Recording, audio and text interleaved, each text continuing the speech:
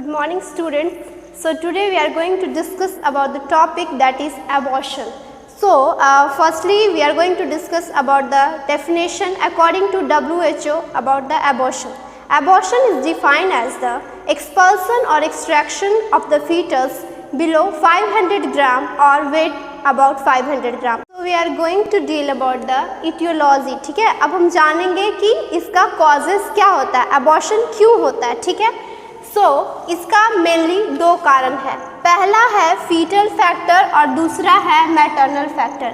Fetal factor यानी कि जो बच्चा है, ठीक है, फीटस है, उसमें क्या क्या फैक्टर्स रिस्पॉन्सिबल हो सकता है जो एबॉर्शन जिसके कारण होगा, और दूसरा है मैटरनल फैक्टर यानी मदर में क्या क्या वजह हो सकता है जिसकी वजह से एबॉर्शन हो सकता है. ठीक है, तो फीटल फैक्टर में है फर्स्ट है जेनेटिक, यानी कि अगर जेनेटिक हिस्ट्री होगा एबॉर्शन का तो, मल्टीपल प्रेगनेंसी का हिस्ट्री होगा अगर तो, और डीजनरेशन ऑफ द वीलाइट. ठीक है, अगर ये डीजनरेट हो जाता है तो उसके वजह से भी एबॉर्शन हो सकता है.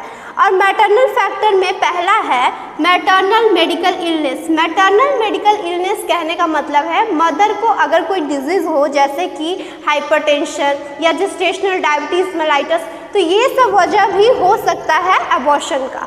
नेक्स्ट है एनाटॉमिकल एब्नॉर्मलिटी. एनाटॉमिकल एब्नॉर्मलिटी यानी कि किसी तरह का एनाटॉमिकल डिफेक्ट, ठीक है, जिसकी वजह से क्या हो सकता है, या तो यूट्राइन बाइकॉन्जुगेट यूट्रस या यूट्राइन फाइब्रॉइड्स वगैरह, जिसकी वजह से भी आपका एबॉर्शन हो सकता है. Next is infection. इन्फेक्शन में टॉर्च, आपने सुना होगा टॉर्च का जो इन्फेक्शन होता है उसके वजह से.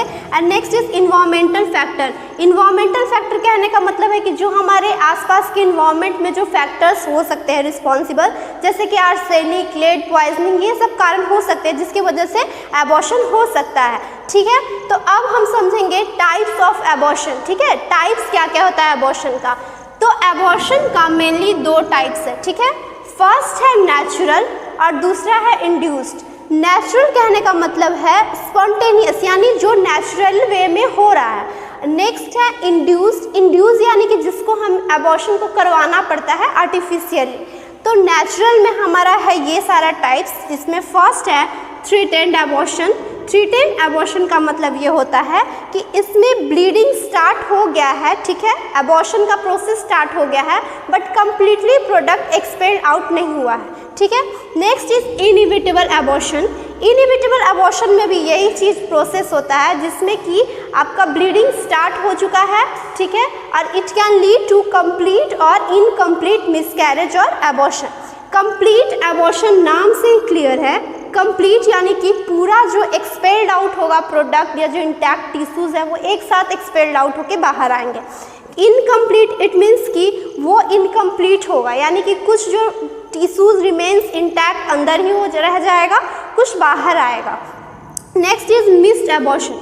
मिस्ड एबॉर्शन यानी कि पूरा जो आपका एबॉर्शन का जो एक्सपल्सन था वो कंटेंट मिस हो गया, अंदर में ही रह गया, पूरा एक साथ बाहर नहीं आ पाया. सेप्टिक. सेप्टिक और सेप्सिस का मतलब होता है इन्फेक्शन, यानी कि उस टाइप का एबॉर्शन जो सेप्टिक वे में नहीं परफॉर्म किया गया, जिसकी वजह से इन्फेक्शन हो गया और फर्दर क्या हुआ कि वो रिस्क हो गई मदर को और ज़्यादा रिस्क हो गया. ठीक है, नेक्स्ट है इंड्यूस्ड या आर्टिफिशियल में फर्स्ट है legal, second is illegal. Legal कहने का मतलब है कि ये अकॉर्डिंग टू द लॉ, ठीक है, कानूनी तौर पे अगर एबॉर्शन करवाया गया तो ये जस्टिफाइबल होगा और ये लीगल होगा. ठीक है, और इलीगल यानी कि क्रिमिनल, यानी कि बिना किसी लॉ के अगर ज़बरदस्ती एबॉर्शन परफॉर्म करवाया जाता है बिना किसी कंसेंट के या बिना किसी लॉ को फॉलो किए हुए, then it can be considered as illegal abortion. So legal abortion is also known as the MTP, medical termination of pregnancy. ठीक है, इसके लिए MTP एक्ट भी आया है, तो MTP is considered as the legal abortion. Thank you class.